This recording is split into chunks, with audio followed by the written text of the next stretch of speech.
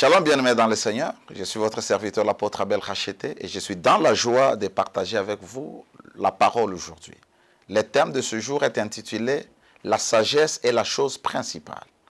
La sagesse est la chose principale. Et je vais parler de la sagesse pour Dieu et la sagesse pour nous. Pour Dieu, la sagesse, c'est tout simplement l'ensemble de toutes les connaissances absolues et parfaites que Dieu a, de toutes choses. C'est ça sa sagesse, la connaissance que Dieu a. Pour nous maintenant, la sagesse, c'est la capacité de juger correctement en ce qui concerne les questions liées à la vie, à la conduite, aux mœurs, afin de prendre de bonnes décisions. La sagesse, c'est la capacité de juger correctement toutes les questions liées à la vie, aux mœurs, à la conduite, afin de prendre les bonnes décisions. Aussi, la sagesse, c'est l'application des connaissances acquises par la formation ou par l'expérience. Lorsque nous avons été formés, lorsque nous avons acquis des expériences, l'intelligence ou la connaissance que nous acquérons, lorsque nous l'appliquons dans des domaines ou dans un moment bien déterminé, ça s'appelle la sagesse. Et ces connaissances, nous pouvons les recevoir par la parole de Dieu, par les conseils des gens, par les principes de vie. Alors, chaque fois que nous recevons l'instruction de la parole de Dieu, les conseils des personnes expérimentées ou des personnes âgées qui ont fait l'expérience avant nous et que nous appliquons cela, nous marchons dans la sagesse ou nous appliquons la sagesse. Vous comprenez que l'ensemble de toutes ces connaissances constitue l'information que nous avons besoin pour un moment nécessaire afin de l'appliquer au temps bien déterminé. La sagesse divine, alors, qui est la connaissance de voix de Dieu et leur application, c'est la chose principale dans la vie que chacun de nous devra rechercher. C'est que Dieu nous enseigne, le voix de Dieu et leur application. Parce que dans la Bible, la sagesse n'est pas définie comme la sagesse est définie dans le monde. La sagesse, selon Dieu, a sa propre définition, a sa propre signification ou ses propres significations. C'est pourquoi nous devons la rechercher. Parce qu'elle vient de Dieu. Alors la sagesse selon Dieu, ou la sagesse divine selon Dieu, la première chose que vous devez savoir, que ce n'est pas une philosophie quelconque, mais c'est une personne. Lorsque la Bible parle de la sagesse, ça s'adresse à une personne. Et lorsque vous lisez les livres de Proverbes, vous voyez que la sagesse est personnifiée. C'est-à-dire elle est présentée comme une personne vivante. Et cette personne, c'est la personne du Seigneur Jésus-Christ. Il est la sagesse de Dieu. La Bible le dit dans 1 Corinthiens, chapitre 1er, versets 23 à 24, puis nous allons sauter au verset 30. La Bible dit, nous prêchons Christ crucifié, scandale pour les Juifs et folie pour les païens. Mais puissance de Dieu et sagesse de Dieu pour ceux qui sont appelés, tant juifs que grecs. Verset 30 dit, c'est par lui que vous êtes en Jésus-Christ, lequel par Dieu a été fait pour nous sagesse. Jésus est la sagesse de Dieu. Lorsque l'apôtre Paul était en train de prêcher l'évangile, il prêchait Christ. La Bible dit qu'il prêchait la sagesse de Dieu. Il prêchait la puissance de Dieu. Jésus est appelé dans ce contexte la sagesse de Dieu. Et au verset 30, il dit, c'est par lui que vous êtes en Christ ou en Jésus-Christ, lequel par Dieu a été fait pour nous. Christ a été fait pour nous les croyants, sagesse. Il est notre sagesse. Christ est la manifestation de la sagesse de Dieu. J'étais en train d'enseigner à l'église sur la gloire de Dieu et j'ai dit la gloire de Dieu c'est l'ensemble de la totalité de l'essence de Dieu, de son caractère, de ses vertus. Lorsqu'on parle de la sagesse de Dieu, c'est une partie de ses vertus, c'est une partie de son essence qui se manifeste et c'est là qu'on appelle la sagesse de Dieu. Christ émanant de Dieu, il est la sagesse de Dieu. Lorsque nous lisons la Bible, la sagesse selon Dieu ou la sagesse biblique veut dire aussi la crainte du Seigneur. Ce n'est pas une philosophie quelconque, ce n'est pas une manière de réfléchir, mais c'est la crainte de l'Éternel. Et la crainte de Dieu, ce n'est pas la peur de Dieu, ce n'est pas la terreur de Dieu. La crainte de Dieu consiste tout simplement à observer les voies de Dieu, à marcher selon la parole de Dieu. Alors lorsqu'on parle de la crainte de Dieu, nous lisons, je vais lire quelques 4 versets. La Bible, dans Job chapitre 28, verset 28, la Bible dit, « Puis il dit à l'homme, voici, la crainte du Seigneur, c'est la sagesse. Ici, la crainte de Dieu est définie comme la sagesse, ou la sagesse est définie comme la crainte de Dieu. S'éloigner du mal, c'est ça l'intelligence selon Dieu. Ce n'est pas mémoriser ses notes, ce n'est pas mémoriser des versets. L'intelligence, c'est s'éloigner du mal, s'abstenir de la méchanceté, s'abstenir du mal. C'est ça l'intelligence selon Dieu, et la crainte de Dieu, c'est la sagesse. Deutéronome 10, verset 12, la Bible dit, « Maintenant Israël, que demande de toi l'Éternel ton Dieu, si ce n'est que tu craignes l'Éternel ton Dieu, afin de marcher dans toutes ses voies, d'aimer et de servir l'Éternel ton Dieu de tout ton cœur et de toute ton âme. » Vous voyez, la sagesse ici, selon Dieu, ça devient maintenant quoi? Ça devient la crainte de l'Éternel. Ça devient, et cette crainte se traduit par le fait que nous marchons dans toutes les voies de Dieu. Cette crainte se traduit par notre amour pour Dieu, par le service que nous lui apportons. Vous voyez, la Bible dit que tu craignes Dieu, l'Éternel ton Dieu, afin de marcher dans toutes ses voies. Lorsque vous avez la sagesse, vous marchez dans les voies de Dieu. Et cela définit la crainte que vous avez de Dieu. Lorsque vous avez la sagesse, vous aimez Dieu et vous le servez. Parce que vous savez que les pensées de Dieu ne sont pas nos pensées. Notre manière de définir les choses, ce n'est pas la manière de définir les choses selon Dieu. Et nous, en tant qu'enfants de Dieu, nous devons connaître la pensée de Dieu. Et comment est-ce que Dieu voit chaque chose et comment est-ce que Dieu comprend chaque chose pour que nous ayons la pensée de Christ. Psaume 128, le verset 1er dit ceci. « Heureux tout homme qui craint Dieu, qui marche selon ses voies. » Un homme sage, c'est celui qui craint Dieu. Proverbe 8, 18, 13 plutôt, je m'excuse. Proverbe 8, 13, la Bible dit, la crainte de l'Éternel, c'est la haine du mal. L'arrogance et l'orgueil, la voie du mal. Et la bouche préserve, voilà ce que j'ai.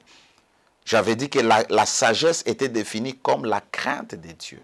Et on est en train de développer beaucoup plus l'idée pour que nous puissions comprendre qu'est-ce que ça veut dire la sagesse qui est la crainte de Dieu. Qu'est-ce que la crainte de Dieu signifie réellement. Et on nous dit que la crainte de Dieu, c'est la haine du mal.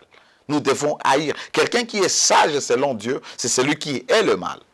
Celui qui est sage selon Dieu, c'est celui qui l'aime. Celui qui est sage selon Dieu, c'est celui qui s'abstient ou qui marche dans la voie de Dieu et qui s'abstient du mal. Vous voyez? Alors cette crainte nous apprend à aimer Dieu, c'est-à-dire à aimer sa parole, à aimer ses voies, à obéir à ses commandements. Nous apprend à les servir, à l'aimer de tout notre cœur, à haïr le mal et à aimer le bien aussi, à l'exemple de Dieu lui-même, parce que Dieu est le mal. Cette sagesse nous montre la voie que nous devons suivre afin de nous éloigner du mal. Vous voyez que c'est très important pour chaque enfant de Dieu d'avoir la sagesse. Notre premier verset nous a dit que la sagesse, elle était très, très importante. D'ailleurs, je n'ai pas encore lu ça. Oui, la sagesse est primordiale. Elle est primordiale au-dessus de tout. Parce que la Bible dit, la sagesse est la chose principale. Nous devons l'accueillir. Par-dessus tout, nous devons acquérir la sagesse. Il est très important de savoir ça. Par-dessus tout, nous devons acquérir la sagesse, chercher la sagesse avant de chercher toute chose. Il n'est pas dit que l'intelligence, il n'est pas dit que l'argent est primordial. Il n'est pas dit que l'onction est primordiale. Mais c'est la sagesse qui est primordiale. J'ai parlé de la sagesse. Alors pourquoi devons-nous chercher la sagesse? Ou pourquoi la sagesse est la chose principale? Parce que avec la sagesse, nous bâtissons notre maison. C'est ce que la Bible dit. Proverbe 28, verset 3. Je vais lire dans la version Darby. La Bible dit, par la sagesse, la maison est bâtie.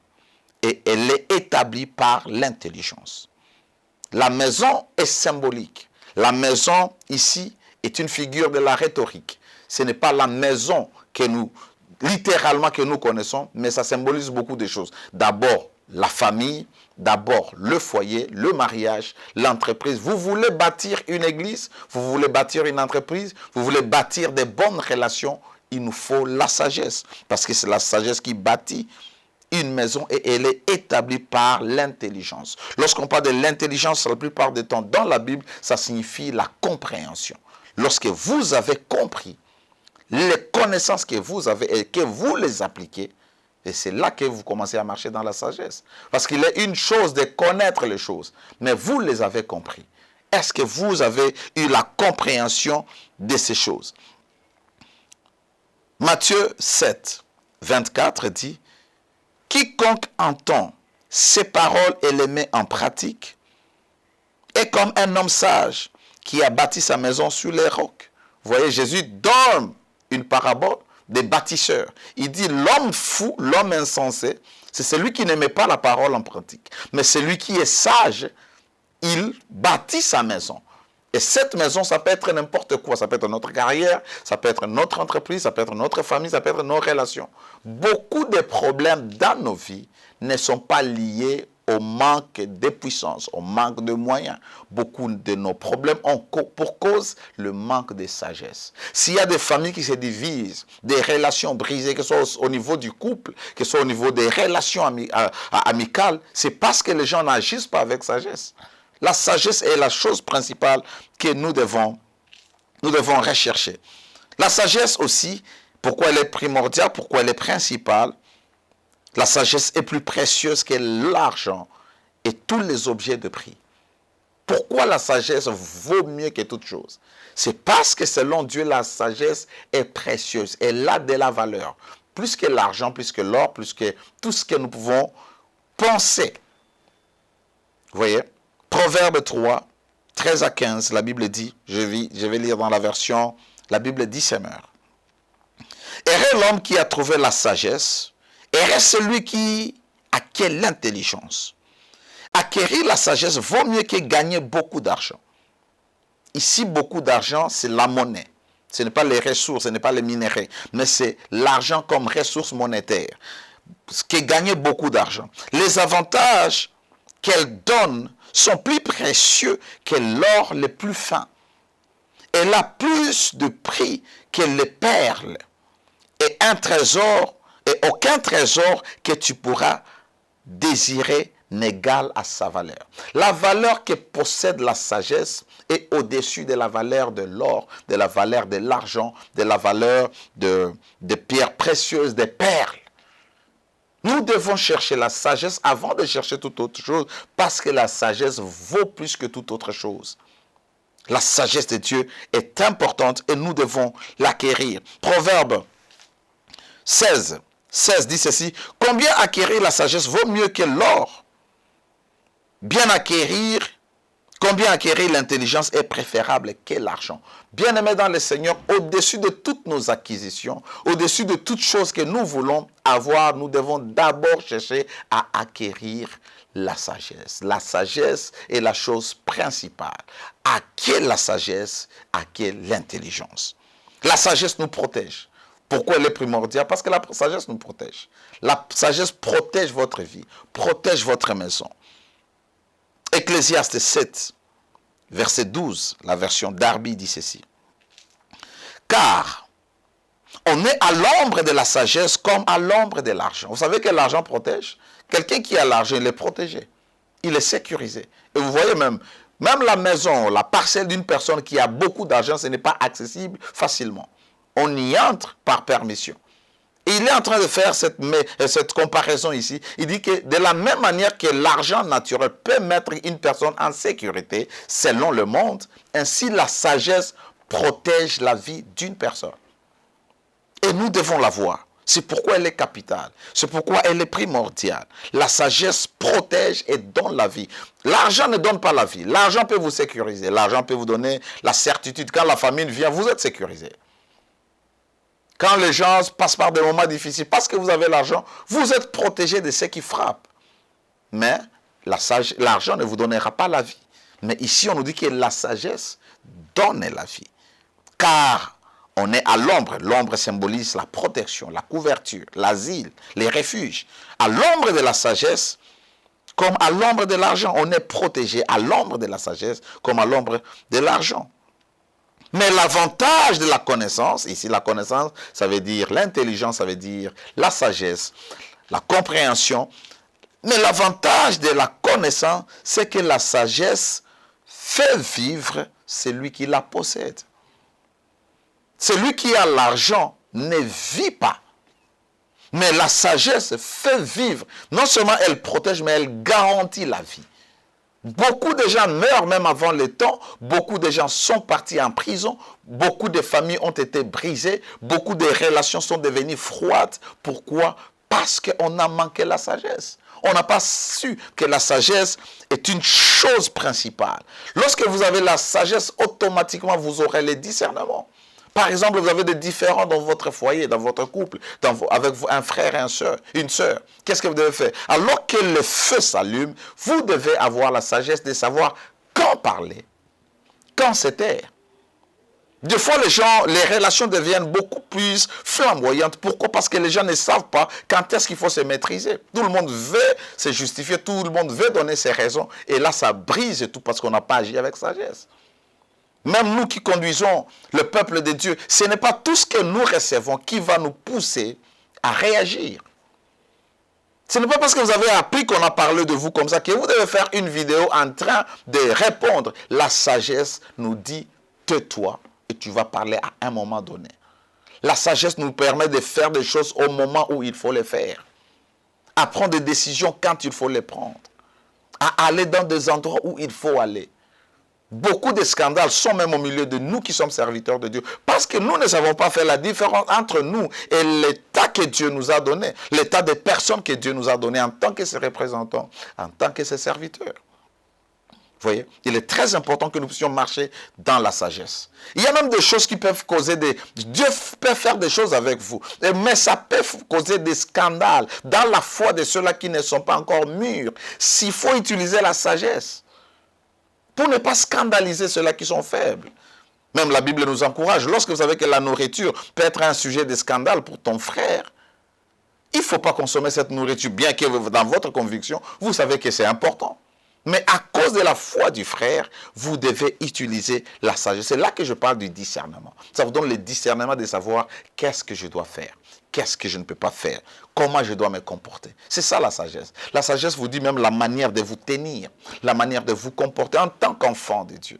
Nous ne sommes pas enfants de Dieu à l'église. Être enfant de Dieu, c'est notre identité, c'est notre nature. Alors, ça ne doit pas être manifeste à l'église, ça doit être manifeste partout où nous sommes, au quartier, au travail, à la place du marché. Nous devons manifester les valeurs du royaume. Et ce qui va nous permettre de garder cette identité, c'est la sagesse. Parce que ça va nous dire, vous êtes chrétien, Abel, vous ne pouvez plus faire ça.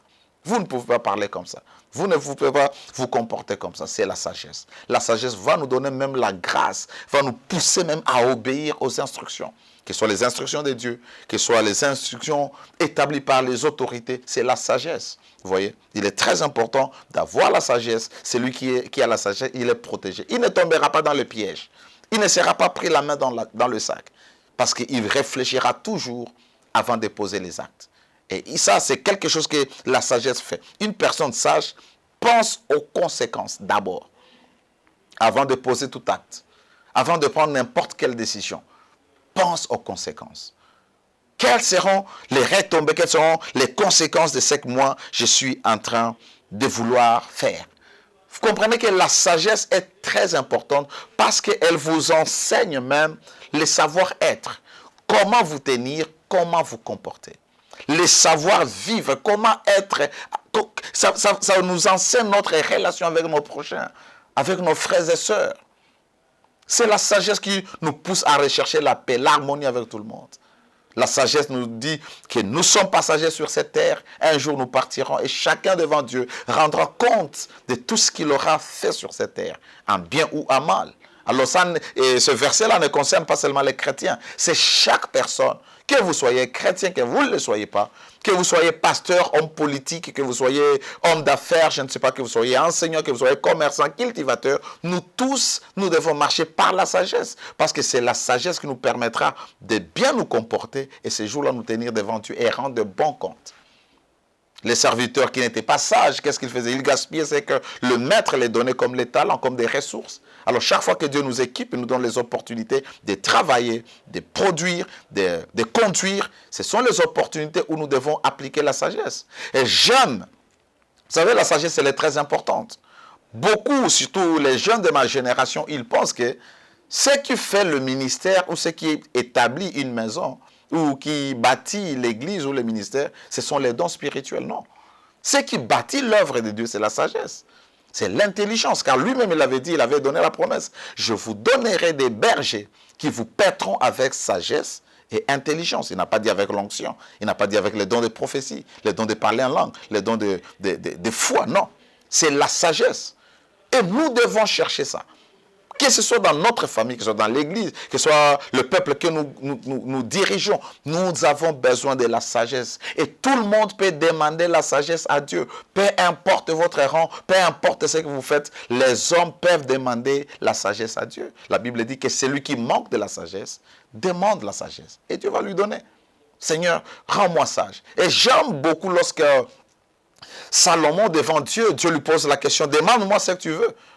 Et il lui dit, accorde-moi la sagesse et la compréhension, l'intelligence pour conduire ces grands peuples que tu m'as donnés.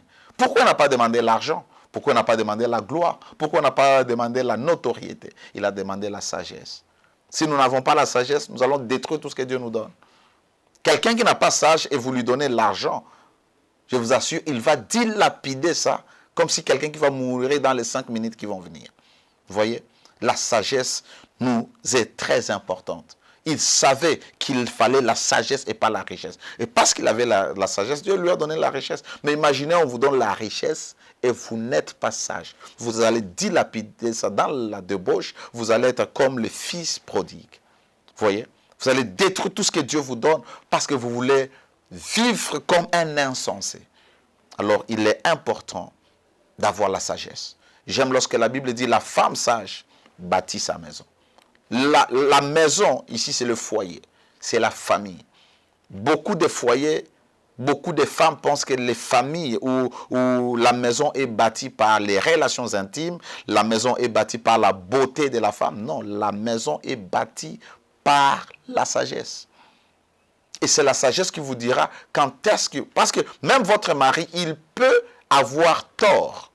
Mais la manière de l'aborder et lui dire des choses peut faire que vous manquez de raison. Et vous allumez le feu, il faut la sagesse, il faut prier. Seigneur, apprends-moi à parler. Apprends-moi comment est-ce que je parle. Je disais un jour à quelqu'un, vous savez, quand même je vais aller prêcher à l'église, j'ai la matière, mais je demande à Dieu de me donner comment véhiculer ces messages. Comment parler. Parce que je risque d'amener mes histoires, mon interprétation. Alors il est important que par la sagesse de Dieu, je sache comment parler. Quel langage je vais utiliser?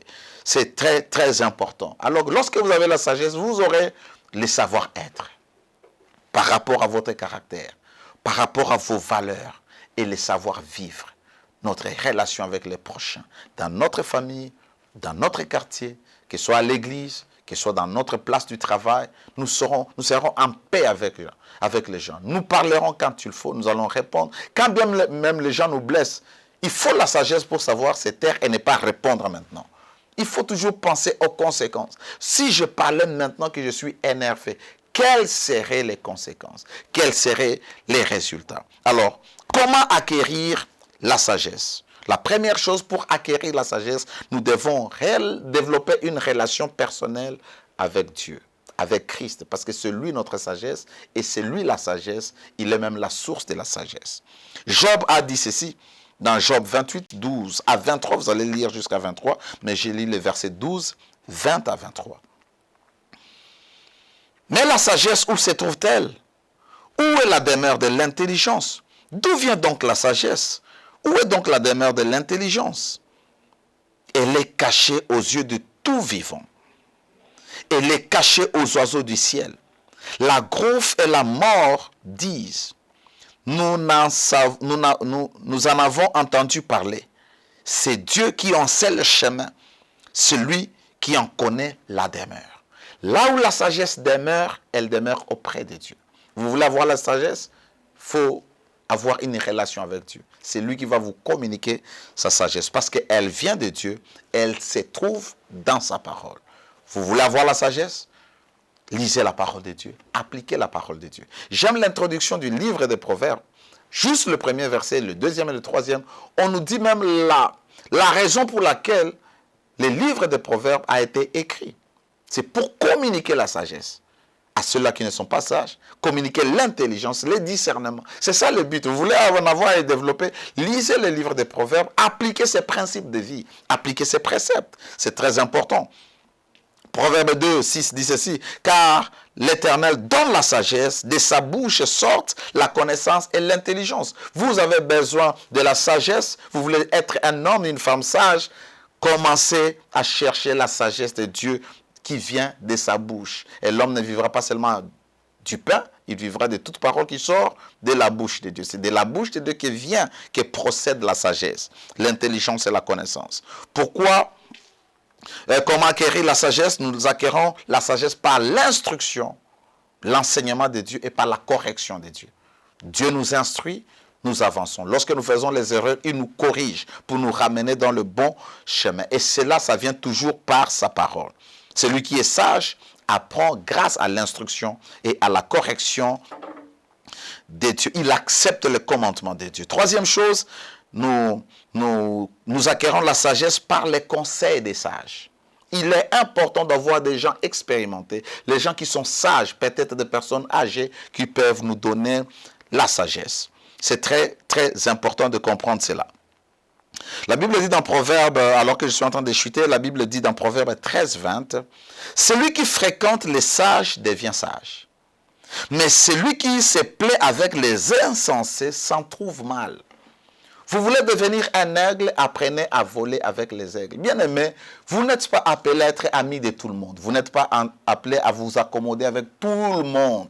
Cherchez les gens qui peuvent vous aiguiser. Cherchez les gens qui peuvent vous aider. Cherchez les gens qui ont fait de l'expérience là où vous êtes en train de partir. Vous voulez devenir sage, associez-vous avec des personnes sages. Asseyez-vous avec des gens intelligents, avec des personnes sages et apprenez de la sagesse. Et la sagesse, ce sont des conseils, ce sont des principes de vie. Si vous voulez aller loin, faites ceci. Si vous voulez grandir, faites ceci. Si vous voulez être en paix avec les gens, faites ceci. Et c'est tout ça. Apprenez ces choses, appliquez-les. Celui qui fréquente les sages devient sage. Et il y a un homme de Dieu qui a l'habitude de dire, si vous êtes au milieu de 5 sages, c'est-à-dire dans ce groupe-là, il n'y a pas 5 sages. Il y a 6 sages parce que vous en faites partie. Et si vous êtes au milieu de 5 insensés, c'est-à-dire il n'y en a pas 5, il y en a 6 parce que vous en faites partie. Dis-moi qui vous fréquentez, je vous dirai qui vous êtes. Apprenez à fréquenter les sages. Apprenez à fréquenter les gens qui peuvent vous aider. 2 Chroniques 10. Un exemple que j'aime toujours dans la Bible, 2 Chroniques 10, 8, il dit ceci. Mais Roboam laissa les conseils que lui donnaient les vieillards et il consulta les jeunes gens qui avaient grandi avec lui et qui l'entouraient. Il abandonne la voie de Dieu parce qu'il n'a pas suivi les conseils des gens qui étaient expérimentés, les vieillards, mais il a suivi les conseils de ceux-là qui ont grandi avec lui. Il est important de prêter l'attention ou notre attention aux conseils sages de nos parents, des personnes adultes, de ceux-là qui ont l'expérience. L'expérience de la vie et les leçons de la vie nous donnent aussi la sagesse. Alors nous devons chaque fois chercher la sagesse si nous voulons résoudre des problèmes de la vie. Les crises qui viennent, les problèmes que nous avons, les erreurs que nous avons, c'est tout simplement parce que nous n'avons pas la sagesse. Il nous est important d'avoir la sagesse. C'est par la sagesse que l'Éternel a fondé la terre et c'est par l'intelligence qu'il a fermé les cieux. Proverbe 3, 17. Vous comprenez, tout ce que vous voulez établir, bâtir, vous avez besoin de la sagesse. Le fondement est très important. Vous voulez commencer le business, vous voulez vous engager dans les mariages, vous voulez avoir un enfant, vous voulez amener votre enfant dans une école, vous la faites quitter une école pour aller, il faut la sagesse. Que le Seigneur vous bénisse, cherchons la sagesse parce que la chose primordiale. Je suis votre serviteur, l'apôtre Abel Racheté, et je suis dans la joie de vous apporter la parole de Dieu. Que Dieu vous bénisse et paix, bonne santé dans vos vies et dans vos maisons. Amen.